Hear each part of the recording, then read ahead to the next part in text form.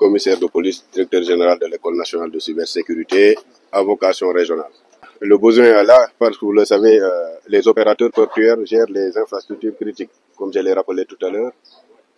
Donc allant des infrastructures critiques du portuaire jusqu'aux installations au niveau des navires.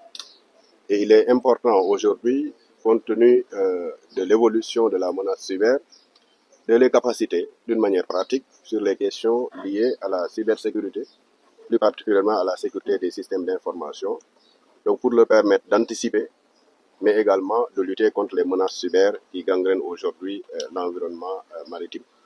Peut-on avoir un aperçu sur ces types de menaces? Oui, les menaces sont variées.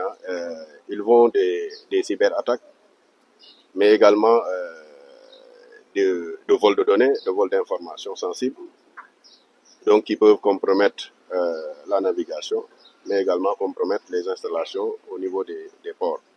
C'est la raison pour laquelle nous avons jugé nécessaire, en rapport avec l'Institut de sécurité régionale intermaritime ISMI, de concevoir cette formation, l'orienter dans le cadre de la pratique pour permettre de renforcer les capacités opérationnelles des opérateurs aux fins qu'ils puissent faire face quand même aux menaces et réagir en temps réel, mais également en fonction donc de la nature, quelle que soit la criticité donc des cas.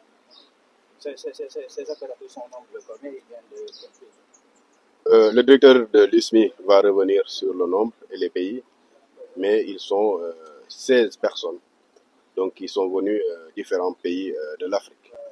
Je suis la première secrétaire de l'ambassade d'Allemagne représentant son Excellence Monsieur l'ambassadeur Simon. Dites-nous un peu quelle est l'importance, en tout cas, de cette initiative. Quelle est donc l'importance que cela revêt pour l'ambassade d'Allemagne?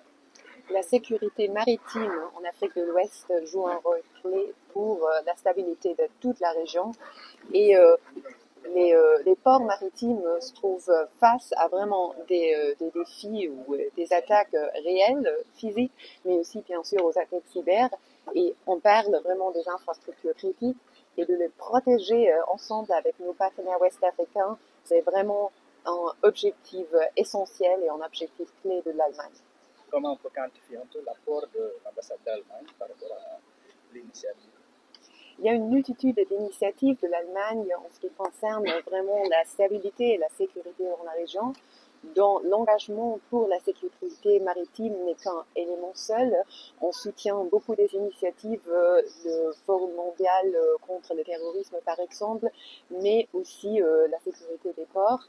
Et on est assez fiers d'avoir pu contribuer surtout aux formations régionales parce qu'en fait, on se rend compte les menaces pour la sécurité maritime, ça ne se limite pas à un pays seul, c'est vraiment un défi régional et de soutenir le réseautage et le partage des compétences et des informations ici dans la région, ça joue un rôle clé pour nous.